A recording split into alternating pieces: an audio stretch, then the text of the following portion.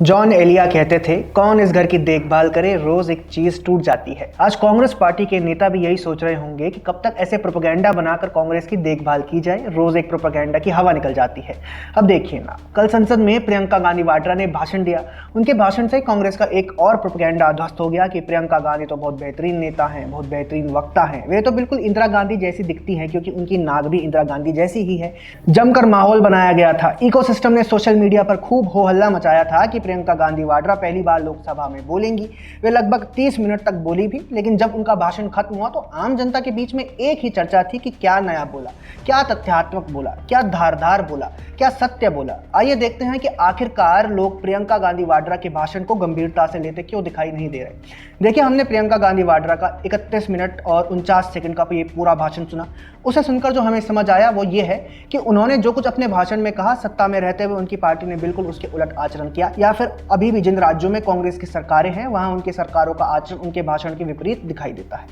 शायद इसलिए लोग उनके भाषण को गंभीरता से नहीं ले रहे। प्रियंका गांधी ने अपने भाषण की शुरुआत करते हुए कहा कि हमारे देश में संवाद और चर्चा की परंपरा रही है। आगे वे कहती हैं कि आज सत्ता पक्ष अभिव्यक्ति की स्वतंत्रता को दबा रहा है, जबकि देश का हर नागरिक जानता है कि कांग्रेस पार्टी की सरकार ने इमरजेंसी लगाकर अभिव्यक्ति की स्वतंत्रता का गला घोटा। हर कोई यह भी जानता है कि आज भी जिन राज्यों में कांग्रेस की सरकारें हैं वहां विपक्षी विचारधारा के लोगों के विरुद्ध पुलिस या कार्रवाई की जाती है। कर्नाटक में पत्रकार अजीत भारती पर हुआ मुकदमा इसका हालिया उदाहरण है। वे आगे कहती हैं कि स्वतंत्रता आंदोलन में किसान, जवान, बुद्धिजीवी, अधिवक्ता समेत सभी की भागीदारी थी। यह सही बात है, सभी की भागीदारी थी, लेकिन लोग सवाल उठा रहे हैं कि फिर उन सभी को स्वतंत्रता के बाद कभी किसी तरह का क्रेडिट क्यों नहीं दिया गया। स्वतंत्रता की लड़ाई का पूरा क्रेडिट गांधी नेहरू परिवार तक क्यों सिमटा दिया गया। प्रियंका गांधी आगे भी इसी तरह से बिना तथ्यों के सिर्फ बयानबाजी करती दिखाई देती हैं। वे उन्नाव केस की बात करती हैं। सच्चाई यह है कि उन्नाव केस में कानून ने अपना काम किया और मामले में कुलदीप सेंगर को आजीवन कारावास की सजा मिली है। वे संभल का मुद्दा उठाती हैं और कहती हैं कि पुलिस की गोली में एक दर्जी मारा गया, जबकि सच्चाई लोग जानते हैं कि प्रदर्शनकारियों की फायरिंग में ही दंगाइयों की मौत हुई है। वे भावुक होते हुए कहती है कि एक मृतक दर्जी था, उसके बच्चे हैं। लोग यह भी जानते हैं कि राजस्थान में जब एक फेसबुक पोस्ट करने के कारण एक दर्जी कन्हैया लाल की हत्या की गई, तब वहां इनकी प्रियंका गांधी की पार्टी की ही सरकार थी। तब यही प्रियंका गांधी मौन साध कर बैठी हुई थी। इसी तरह से अपने लगभग पूरे भाषण में प्रियंका गांधी ने हर मुद्दे का सामान्यीकरण किया है। उन्होंने कहा कि सरकार लेटरल एंट्री और निजीकरण से आरक्षण को कमजोर कर रही है, जबकि तथ्य यह है कि लेटरल एंट्री का आदेश सरकार ने वापस ले लिया था। और जहां तक आरक्षण की बात है तो स्वयं राहुल गांधी ने आरक्षण हटाने की बात की है। We will think of scrapping reservations when India is a fair place. Priyanka Gandhi Vadra आगे कहती हैं कि जातीय जनगणना जरूरी है, जिससे कि उस हिसाब से नीतियां बनाकर लोगों को लाभ दिया जा सके। विडंबना यह है कि तेलंगाना, कर्नाटका और हिमाचल प्रदेश में कांग्रेस की सरकार है, लेकिन अभी तक इन राज्यों में ऐसा कुछ होता दिखाई नहीं दे रहा। लोग तो इन राज्यों की सरकारों को भी देख रहे हैं, फिर कैसे वो आपकी बातों को गंभीरता से लें। प्रियंका ने बैंकों के राष्ट्रीयकरण को बहुत बड़ी उपलब्धि बताया। बस उन्होंने ये नहीं बताया कि बैंकों का राष्ट्रीयकरण तो किया गया था, लेकिन बैंकिंग सिस्टम से आम लोग जुड़े क्यों नहीं थे। पीएम मोदी ने साल 2014 में आकर जनधन योजना से लगभग 50 करोड़ लोगों को जोड़ा। प्रियंका गांधी का लगभग पूरा भाषण इसी तरह का है, बिना तथ्यों का, बिना सच्चाई का, बिना आंकड़ों का। जैसे वे एक जगह कहती हैं कि आज किसानों को डीएपी नहीं मिल रहा, जबकि सच्चाई ये है कि कांग्रेस की सरकारों के समय डीएपी के लिए लंबी लंबी लाइनें लगती थी। 2-2 दिन तक किसान लाइन में लगे रहते थे, पुलिस उनके ऊपर लाठीचार्ज करती थी।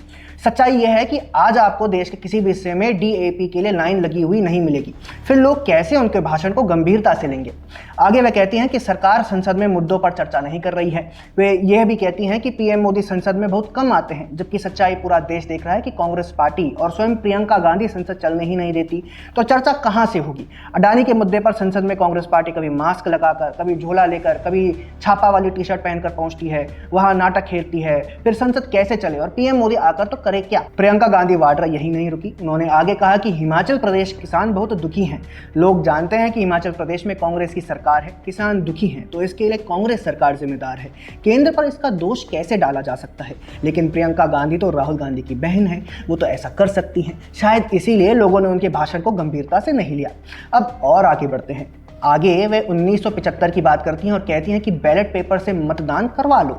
यह बयान अपने आप में बचकाना दिखाई देता है। बचकाना इसीलिए क्योंकि बैलेट पेपर से जब चुनाव होते थे तभी तो इंदिरा गांधी का चुनाव कोर्ट ने फर्जी करार देकर रद्द कर दिया था, जिसके बाद इंदिरा गांधी ने आपातकाल लगवाया था। ऐसे में जिस व्यवस्था के कारण आपातकाल लगा उस व्यवस्था पर वापस क्यों लौटा जाए? ऐसा तो नहीं है कि देश के किसी भी कोर्ट ने या फिर देश के चुनाव आयोग ने कभी भी कहा हो कि ईवीएम सही नहीं है। ये तो वही बात है कि नाच ना आवे आंगन टेढ़ा।